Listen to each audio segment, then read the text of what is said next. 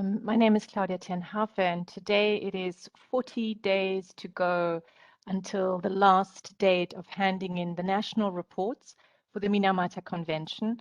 And so we thought it would be good to have a check-in opportunity with all our parties, and we are holding 2 sessions today, one this morning or in the Geneva morning, to try to be of service to as many parties as possible, especially looking eastward to catch you on a reasonable time in your time zone.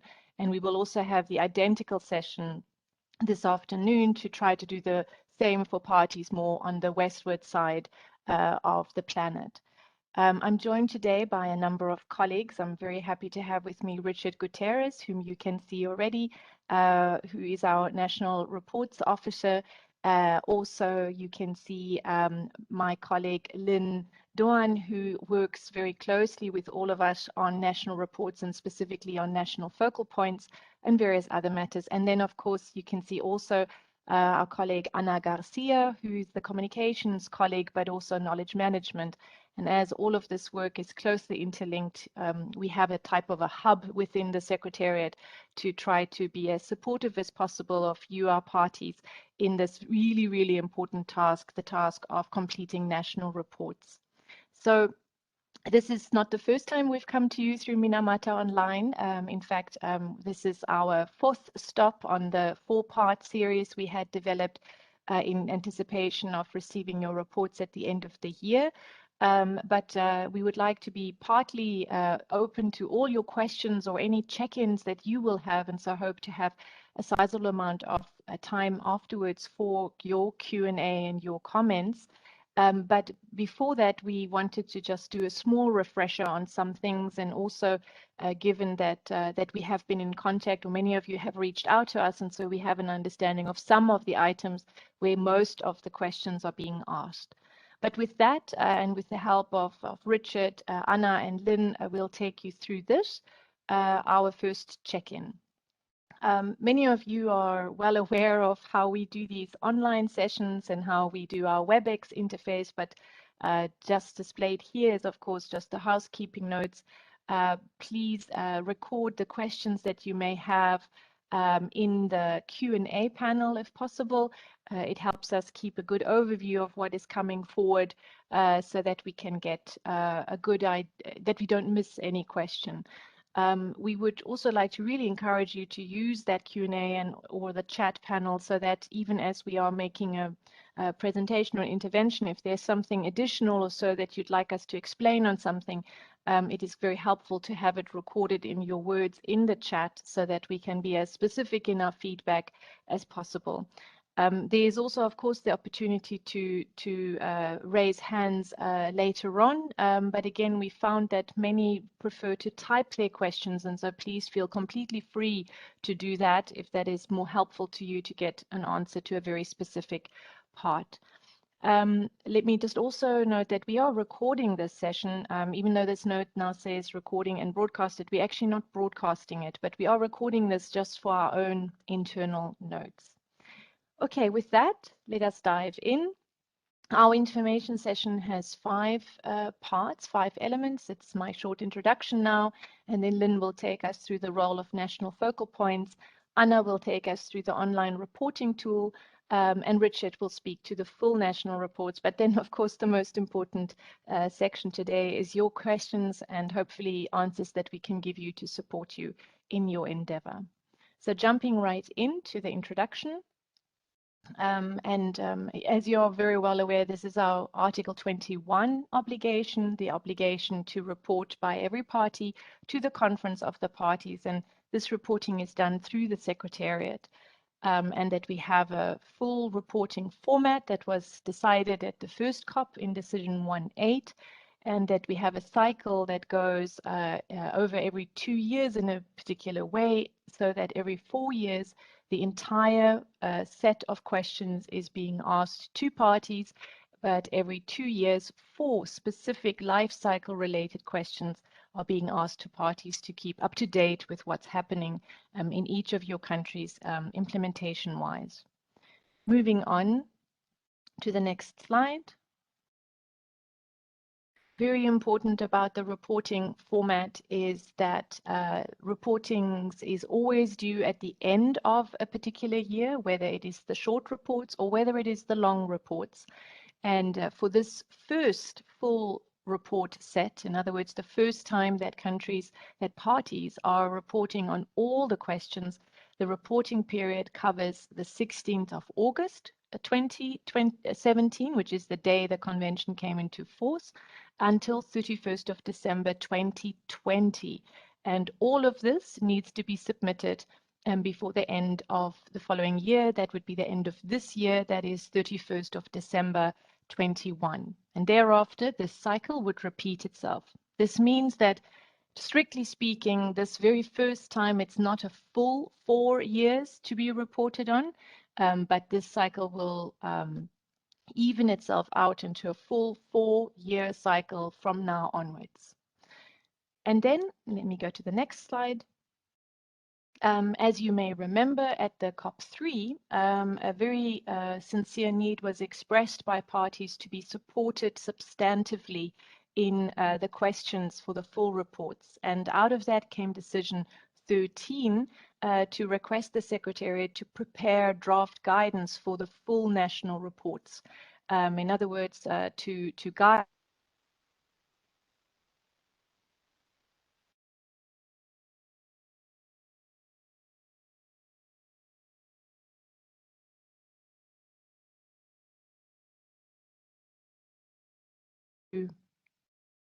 the information that is required, but it is not a manual for Hi, Claudia. implementation.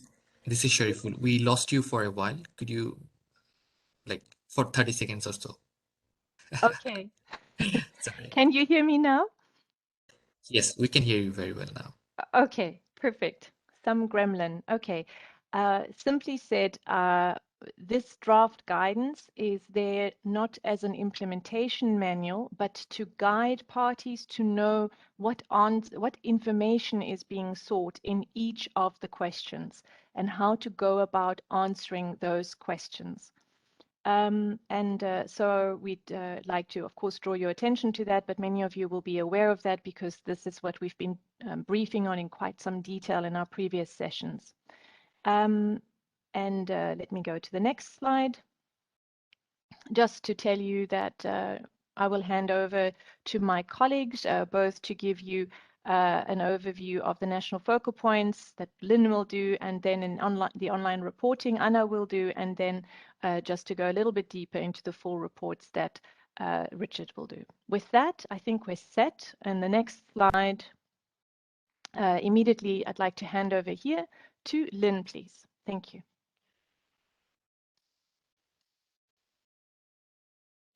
Thank you, Claudia. Good morning, good afternoon, good evening, everyone. As you may know, the national focal point of each party plays an important role in the process of reporting. The party's report is to be submitted by or through the designated national focal point. And, each party shall designate a national focal point for the exchange of information under this convention, including with this regard to the consent of importing parties under the Article 3. Parties also may also indicate an additional contact officer in the online reporting tool for the purposes of compiling and completing the national report. Moving on to the next slide. Here is the National Focal Point webpage where you can find all the information on national focal points designated by parties to the convention. You can find the information just by clicking into the drop-down menu. So if your country has not yet nominated a national focal point to the convention, we encourage you to do so.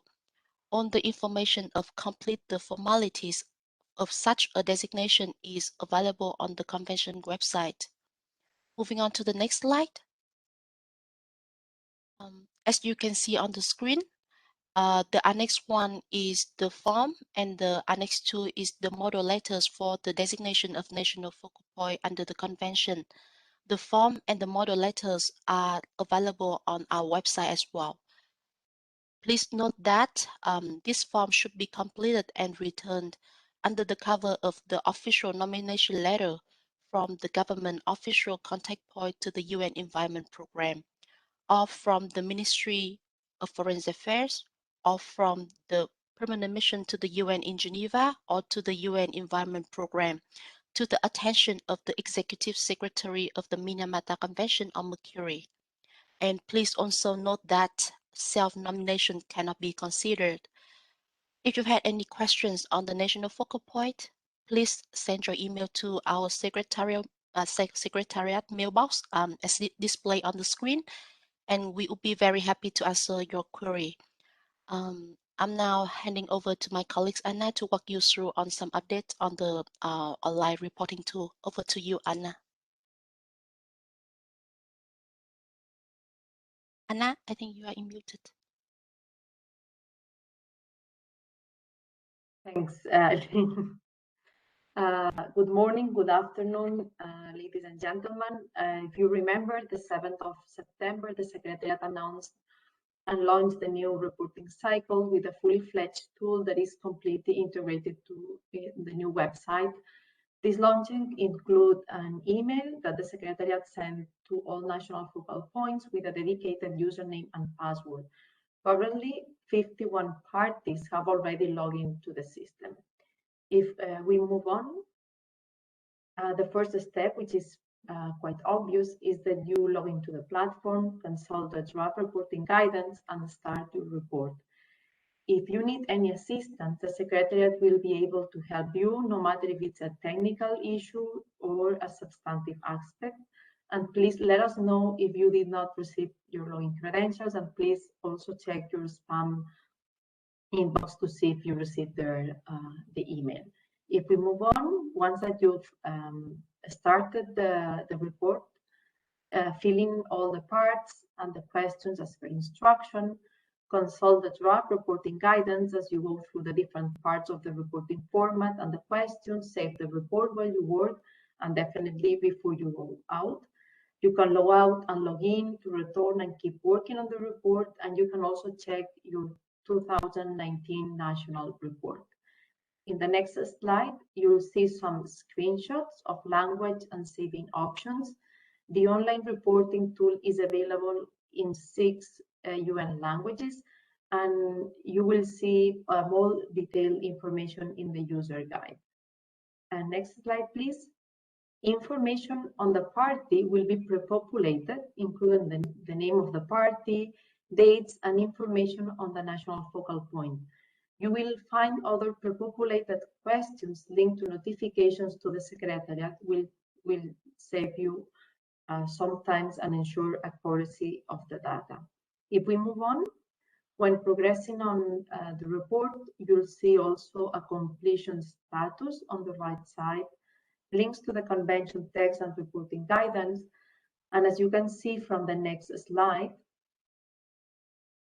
there's some logic automation depending on your response. If we move on, before submitting the report, please review all your responses. You can go back and forth all the time. You can also review your responses at the preview screen stage before submitting them. And of course, click submit by the 31st of December 2021. If we move on, the next step is that the Secretariat will review all reports to check for completeness, including any missing information or attachments, or if some responses need clarification. And the final stage will be that once the report, if we move on to the next one, please.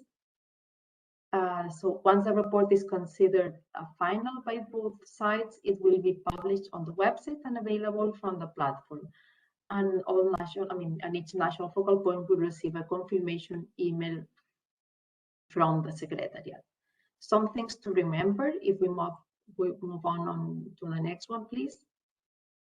This is just a quick summary that to recall that you have the draft guidance and the user guide on your entry page once that you log into the platform, that you need to fill in all parts and questions. All of them are mandatory before submitting your report, that Please save the report even if it is automatically saved. And another important note is that the reporting tool is built on following an incremental model, and that means that we are always improving and adding more functionalities to help parties in their obligation. Next one, please. This is one of these improvements that we've made, that even if we advise you to move step by step with each article in sequence, we are very much aware of the complexity of the full national reports, and therefore we have implemented a functionality that allows you to start from any article and follow a non-linear path.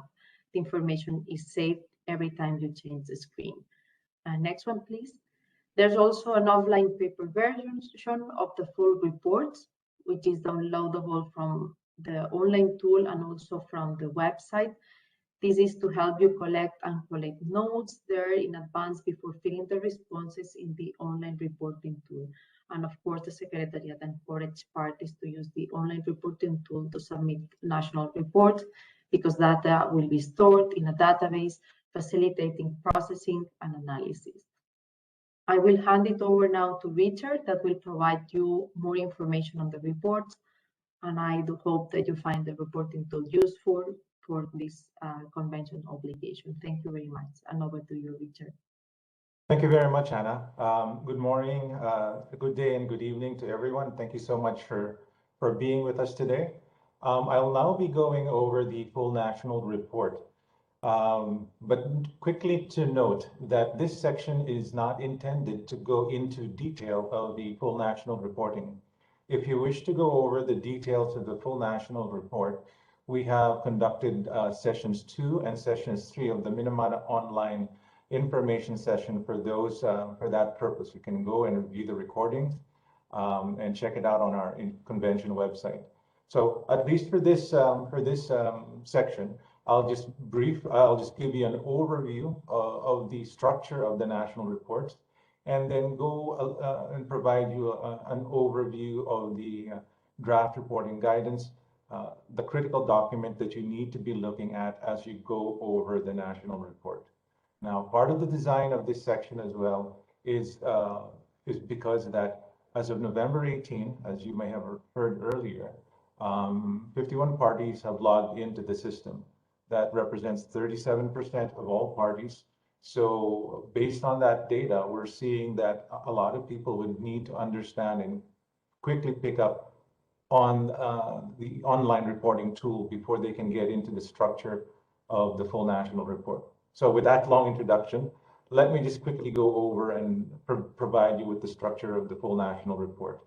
As you may have heard earlier, the full national report is to be answered by all parties every 4 years, and it consists of 5 parts.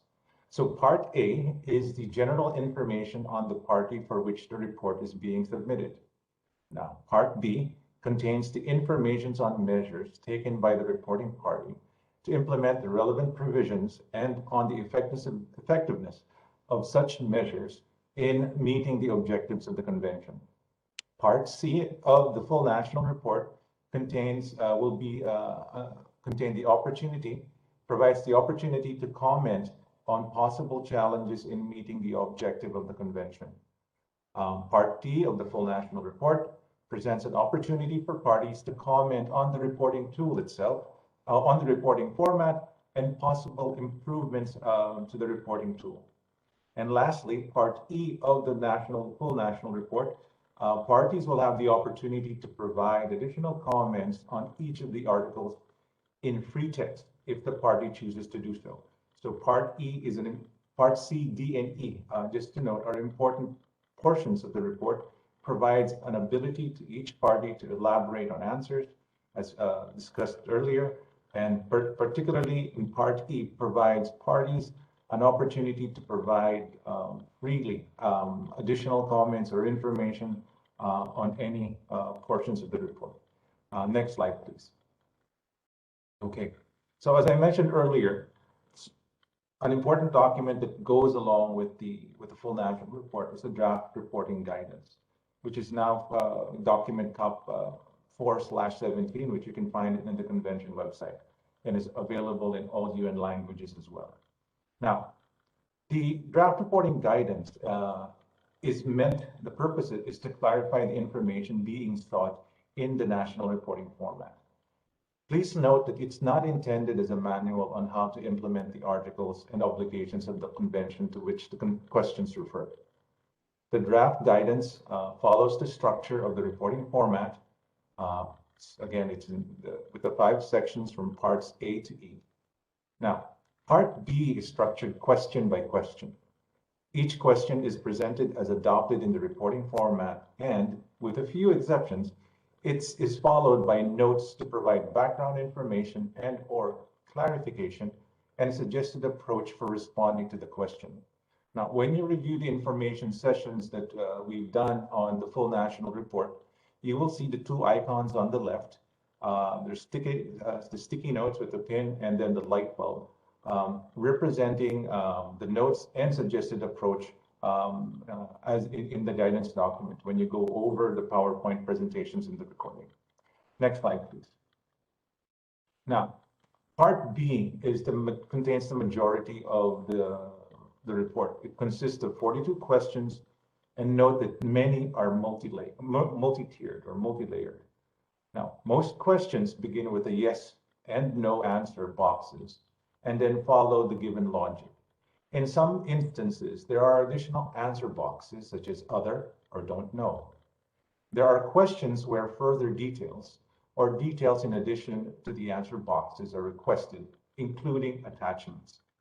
Now, if the detail is to be reported by a party and is part of a larger document, study, or report, the party is requested to extract the exact information required for reporting purposes, or to summarize it, and submit that information rather than submitting the entire document, study, or report.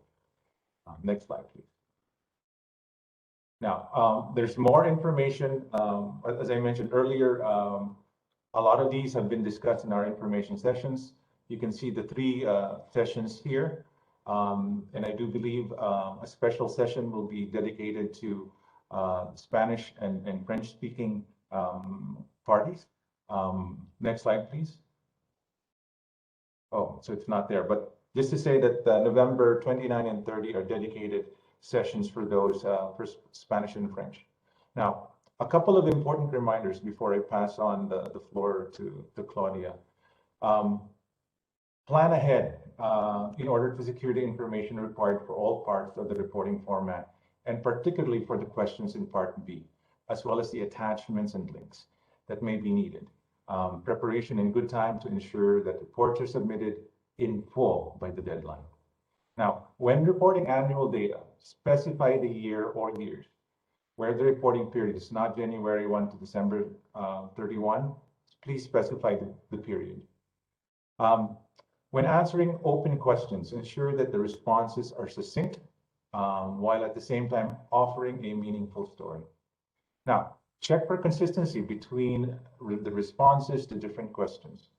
And lastly, note the units in which the information on amounts are to be provided.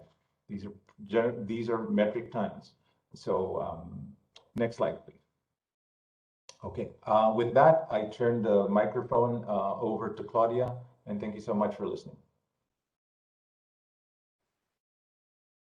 Thank you again to all my colleagues for that. I hope that information is by now familiar to all of you. But we are basically here now just to be there for you and any questions that you may have.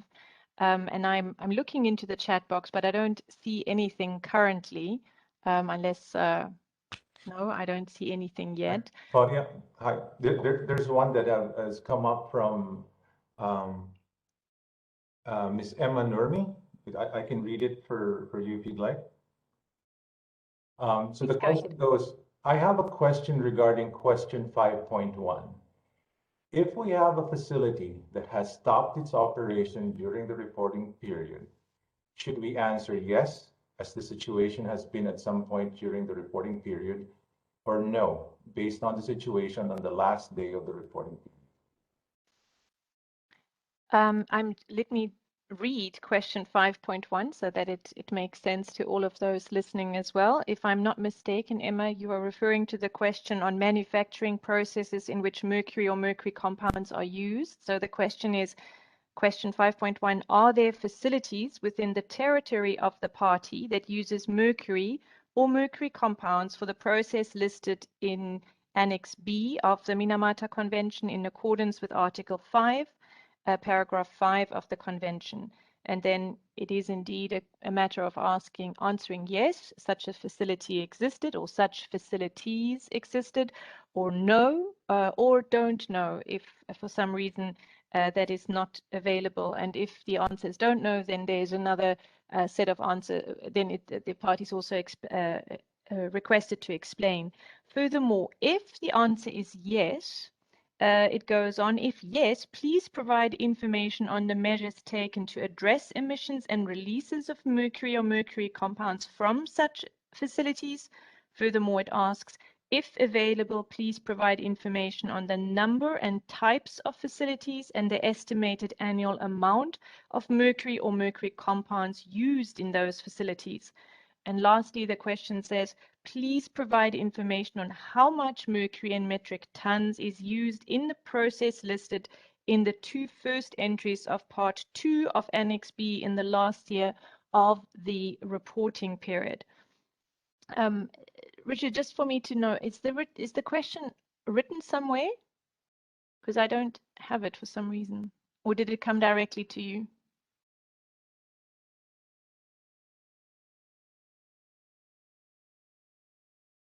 Hi, Claudia. This is written in the chat panel.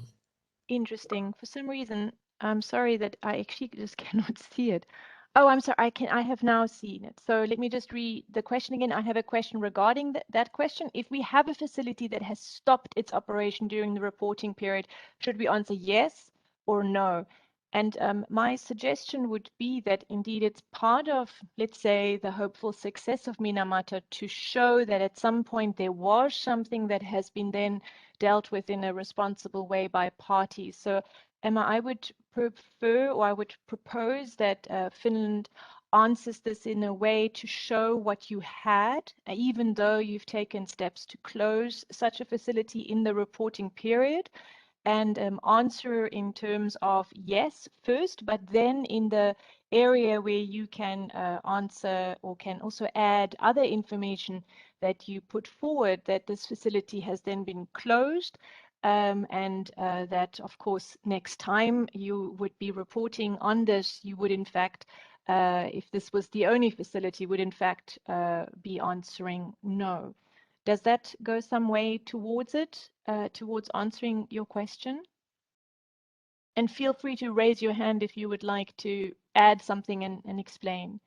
Ah, okay, it seems we're on the same wavelength on this one. Great, perfect. Thank you very much for the question. It's probably a question that some other parties might have as well, because I guess this is the both tricky and interesting thing about reporting, that it covers a time period, but of course many things happen at a national level. And so those of you needing to compile the information, you are constantly faced with some of the information being maybe available only for some part of the reporting period.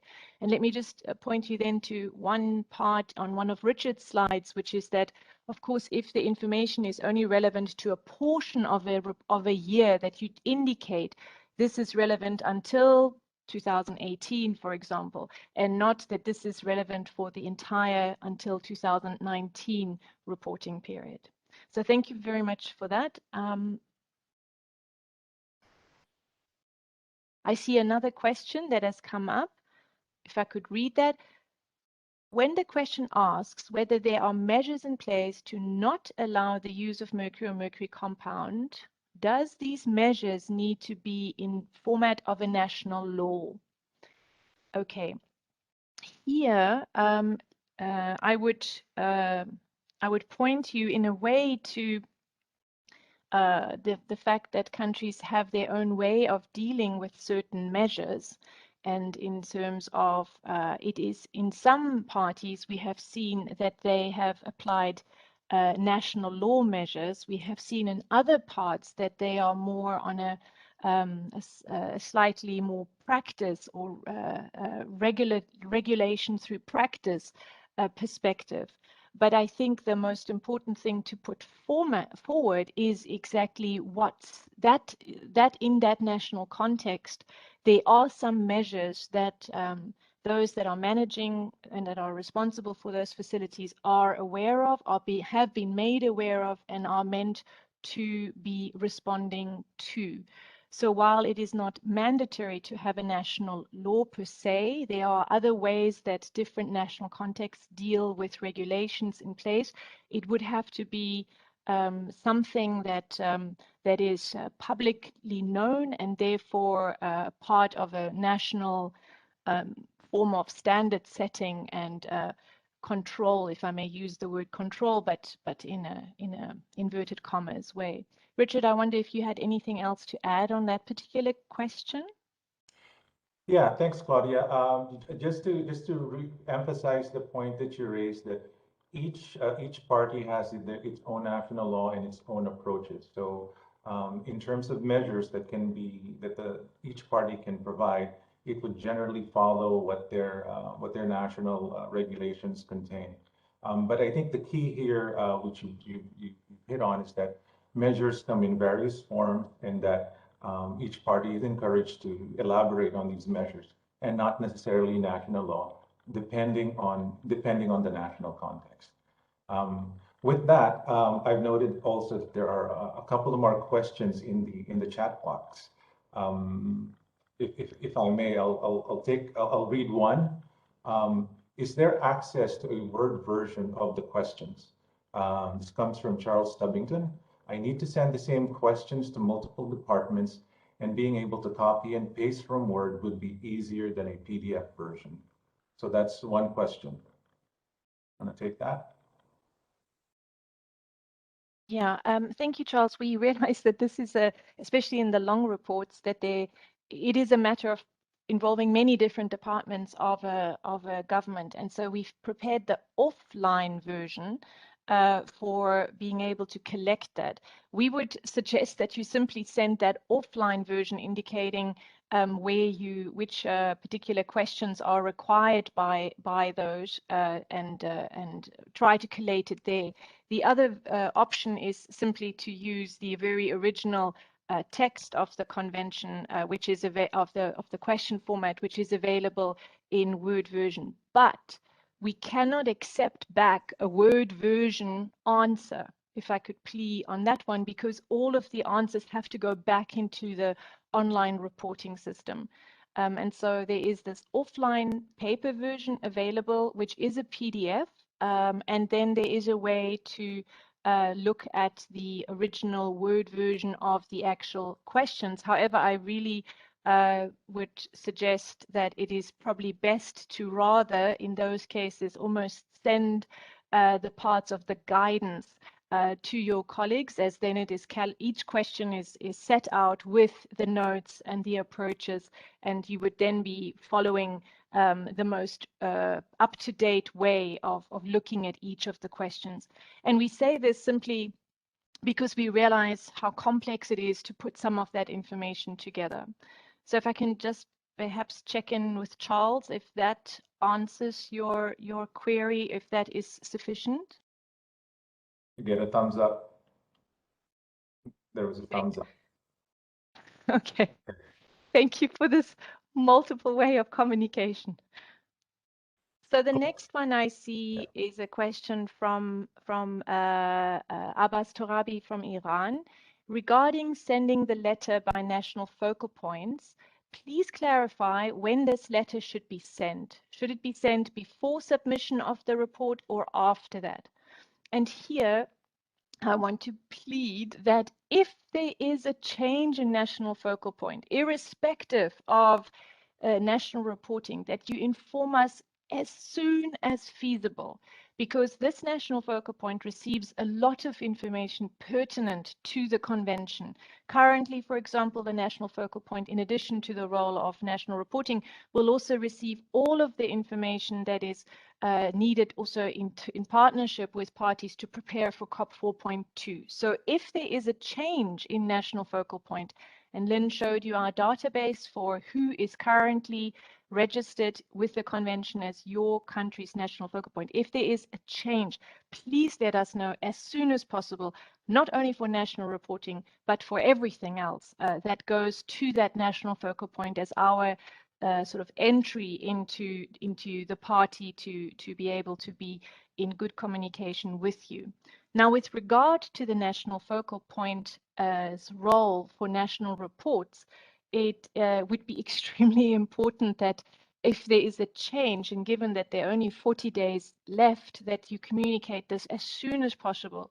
But I also want to outline that there is, since it is a heavy task to lift national reporting, there is also the possibility of add a contact officer to the national reports in case you would need to be working with another colleague to put that information together. So in some regarding the notification of the national focal point, please, if there is any change, please let us know as soon as possible so that we can ensure that that person receives all communication. But secondly, very specifically for the reporting, it is imperative that that person would be would have access to the online reporting system as soon as possible, because literally it's only, if I can say it this way now, 40 days to go, and it is a number of questions that require help. So I hope that has gone some way to the question of Mr. Torabi. If I may ask for some kind of signal that that is okay, or if there's something else.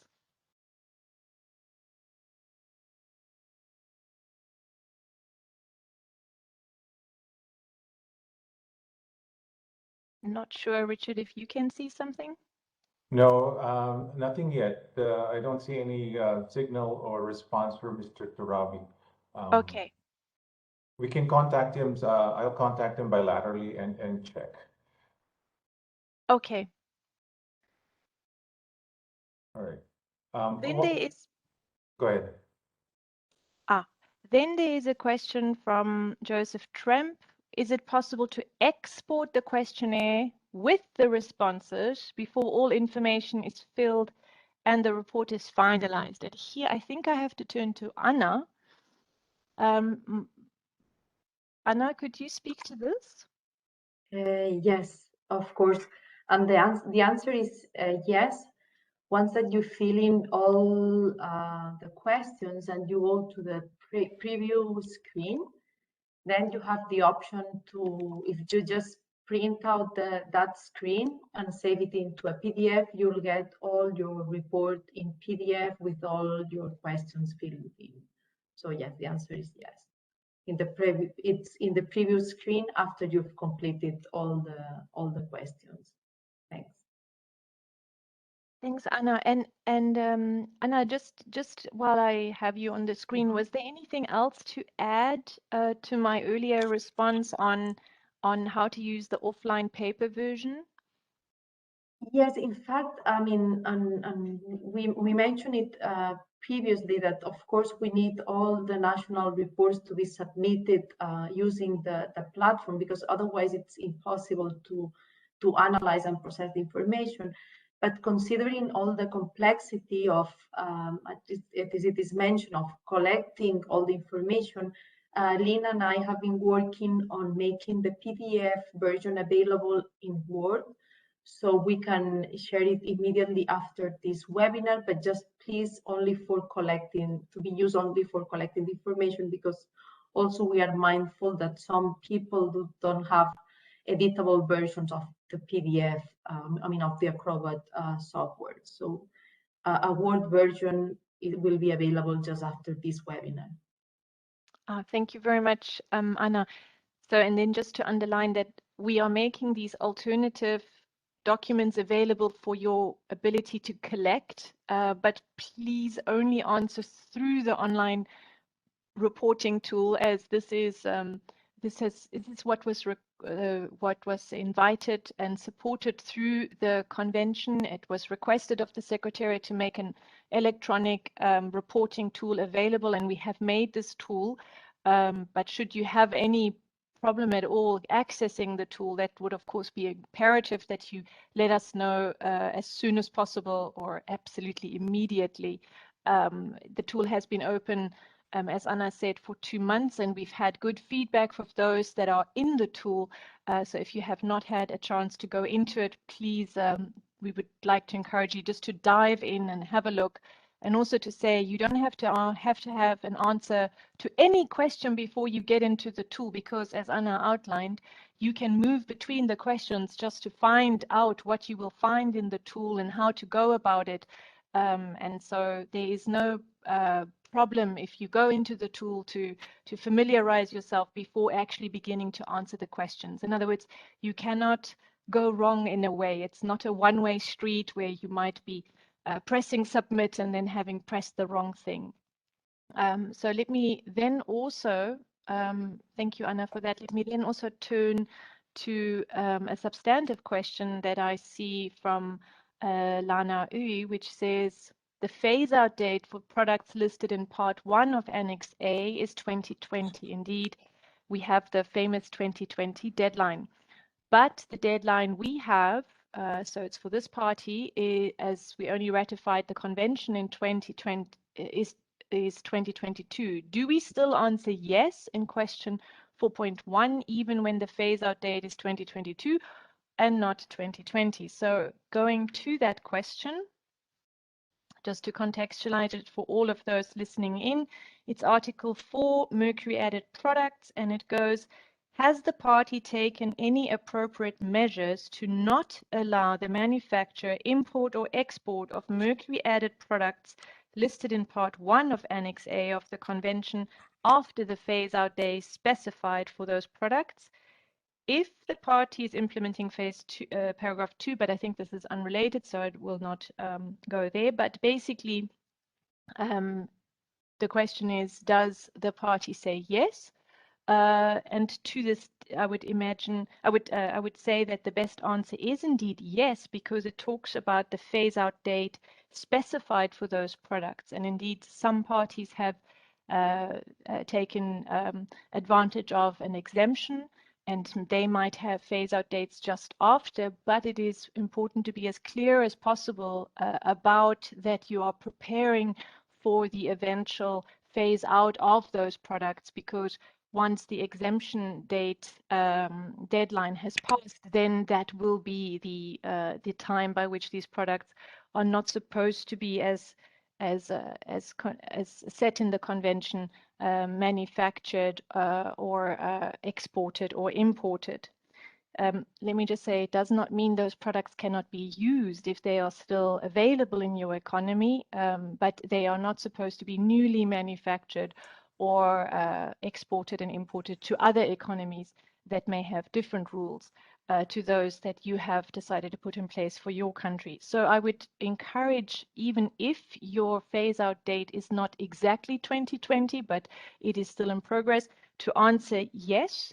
And then further, if you answer yes, it asks you to provide information on the measures. And here I would use the opportunity to be as explicit as possible of what the planning is or what has already been done.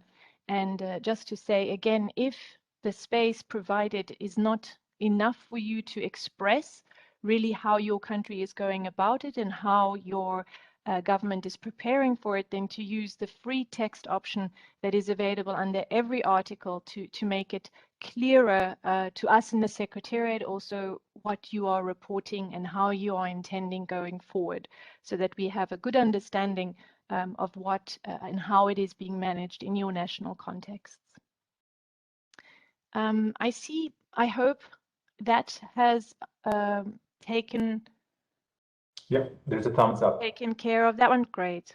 Then I see that Mr. Torabi would like a clarification on the letter. So I would like to maybe invite my colleague Lynn, and I'd like to ask Shariful if you could take us back to the slide that shows the letter. And Mr. Torabi, could you perhaps indicate what clarification you would hope to receive on the letter? Lynn can outline what we have.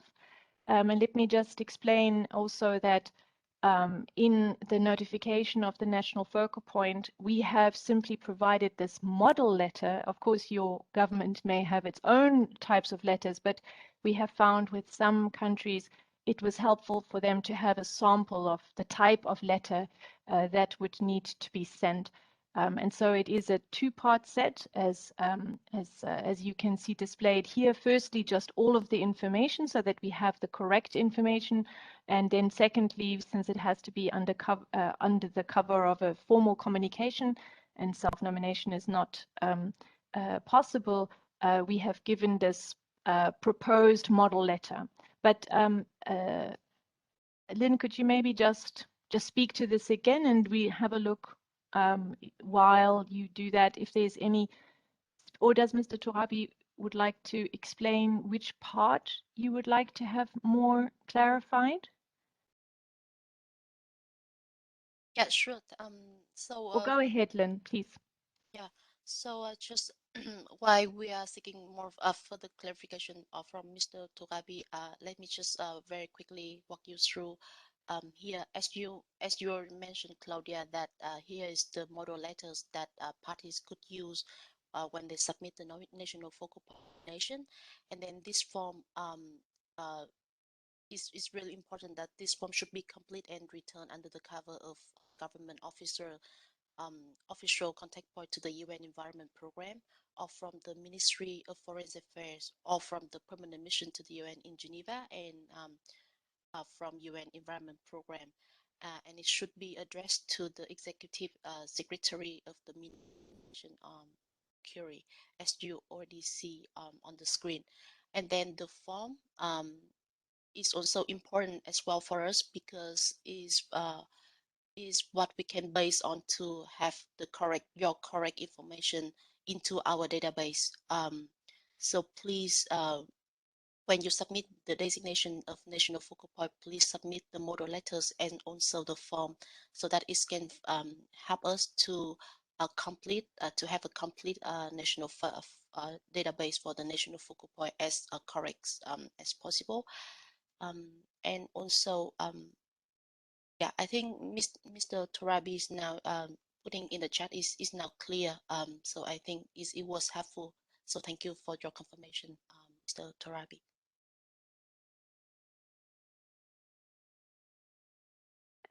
Thank you again. Thank you also for Richard monitoring on the back end of items. Thank you, Lynn.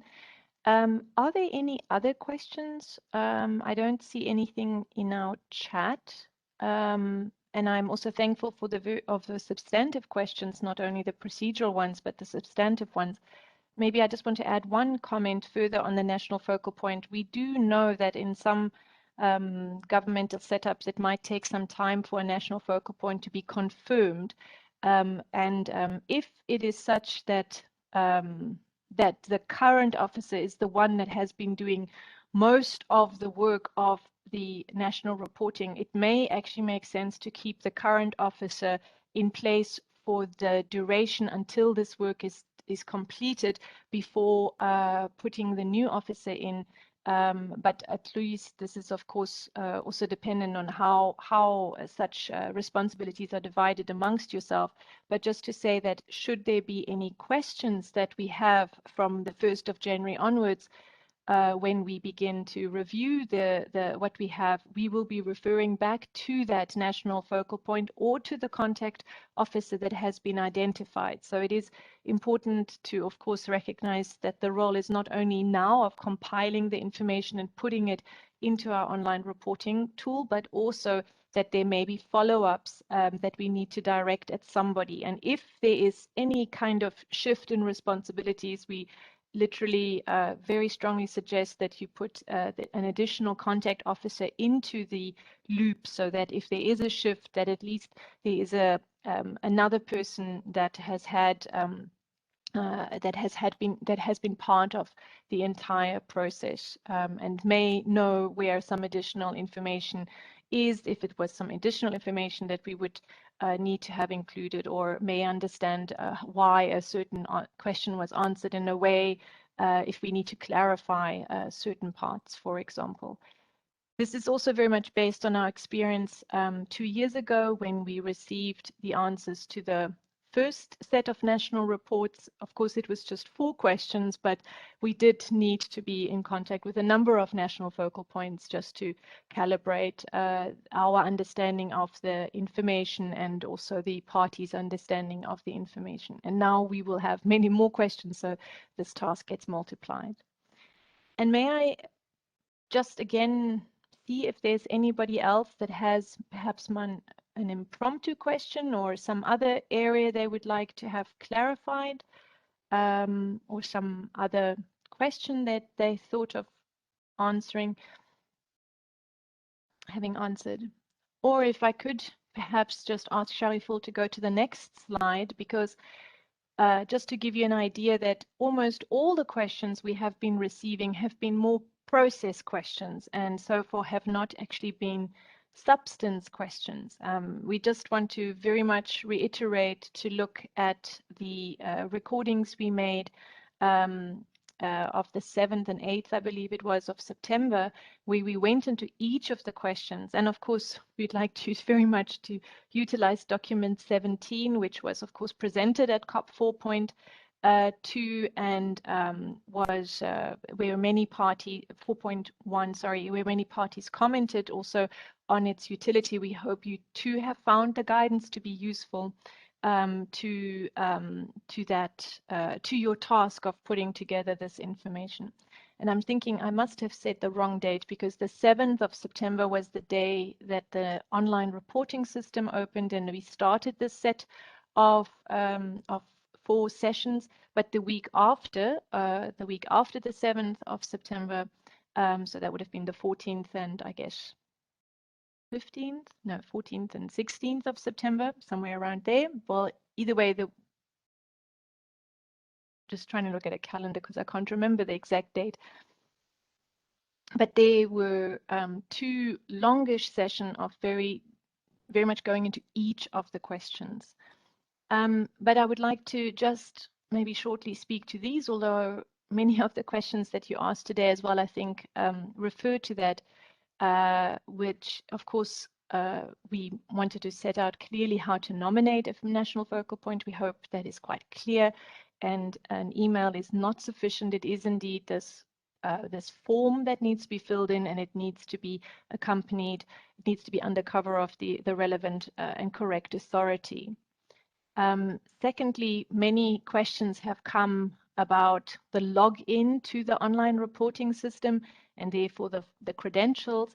And here we would like to be just very clear that the login and credentials are only sent to the national focal point of a party, given that there is a very specific role and responsibility that comes with national reporting, and to safeguard that indeed the party is happy to send this final version as its national report. And so all of those were sent on the 7th of September. If for some reason your government is not aware of how to access the online reporting link, please get hold of us, because something has gone wrong. 50-something countries or parties have begun, which means many have not yet logged in. And so we would really encourage you just to link into your country's national focal point, or to check on our database who we believe is your national focal point. And if there's any discrepancy, to alert the relevant authorities in your capital to ensure that the correct national focal point is aware to contact us and to obtain the password and the login credentials. We have 53 countries that have logged in. I think that's already 2 more than we thought when we began the session. So this is terrific. And Richard is reminding me that the sessions that I'm talking about, the second session was indeed on the 14th of September, and the third session was on the 16th of September. So if you have very specific substantive questions to some of the articles, please look at the recordings of those 2 sessions and or the PowerPoints of those 2 sessions. Let me just go to, can the login credentials be shared?